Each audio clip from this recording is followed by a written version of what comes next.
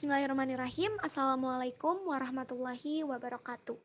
Perkenalkan semuanya, nama saya Nashwa Kalula Zafatia dari Fakultas Kedokteran Universitas Pajajaran, jurusan Pendidikan Dokter tahun 2021.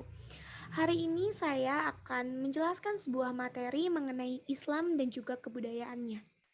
Baik, budaya adalah hasil cipta, karsa, dan rasa suatu masyarakat atau bangsa yang mereka anggap baik dan diaplikasikan dalam tatanan kehidupan sehari-hari.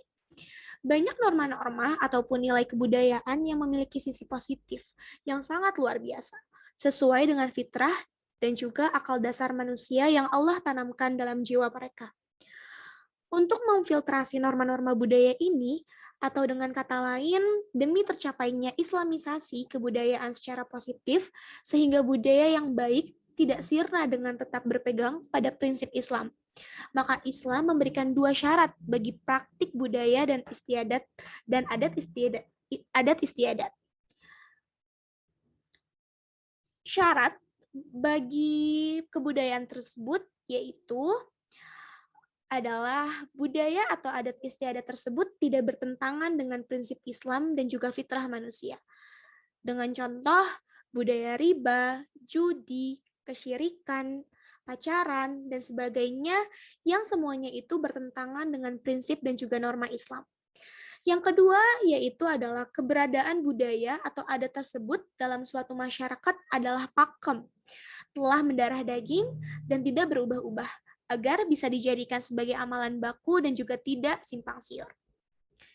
Islam membiarkan beberapa adat kebiasaan manusia yang tidak bertentangan dengan syariat dan adab-adab Islam atau sejalan dengannya. Oleh karena itu, Rasulullah tidak menghapus seluruh adat dan budaya masyarakat Arab yang ada sebelum datangnya Islam. Akan tetapi, Rasulullah melarang budaya-budaya yang mengandung unsur syirik seperti pemujaan terhadap leluhur dan nenek moyang, dan budaya-budaya yang bertentangan dengan adab-adab Islami. Jadi, selama adat dan budaya itu tidak bertentangan dengan ajaran Islam, silahkan melakukannya. Namun, jika bertentangan dengan ajaran Islam, seperti memamerkan aurat pada sebagian pakaian adat daerah, atau budaya itu berbau syirik, atau memiliki asal-usul ritual syirik dan pemujaan, atau penyembahan kepada dewa-dewa atau tuhan-tuhan selain Allah Subhanahu wa Ta'ala, maka budaya seperti itu hukum haramnya. Itu haram hukumnya. Seni budaya, adat, dan juga tradisi yang bernafaskan Islam tumbuh dan juga berkembang di Nusantara atau Indonesia. Tradisi ini sangat bermanfaat bagi penyebaran Islam di Nusantara. Untuk itulah kita sebagai generasi muda, khususnya generasi muda Islam, harus mampu merawat, melestarikan, mengembangkan, dan juga menghargai hasil karya para ulama terdahulu.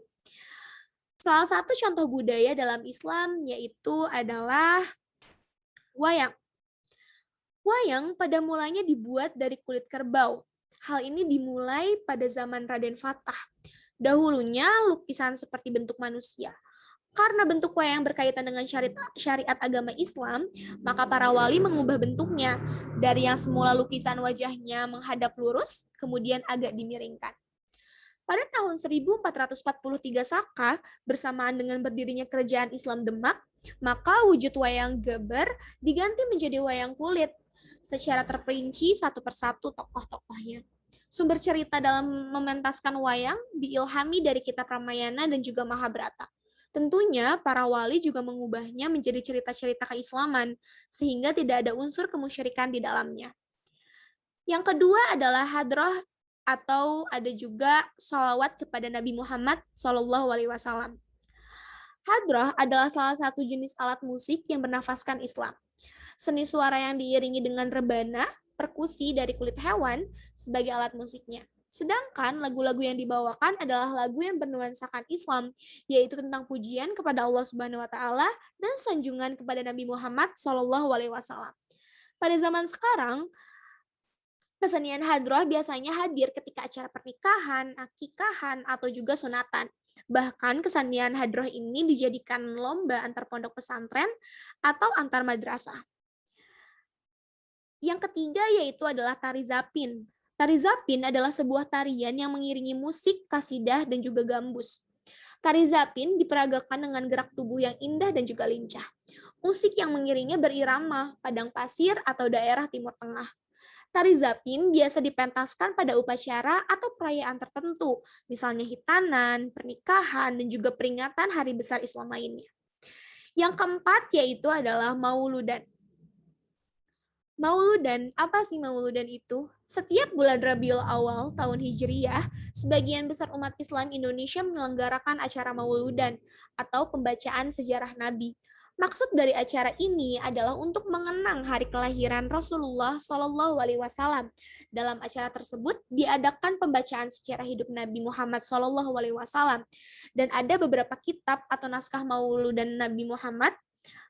Maksud saya naskah Mauludan atau biasa disebut dengan Maulid. Diantaranya yang paling terkenal adalah kitab Maulid Al-Barzanji atau Simtut Durar.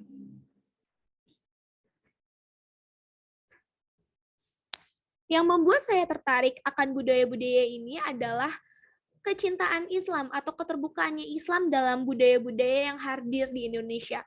Islam adalah agama yang terbuka. Islam adalah agama yang universal, menerima semuanya.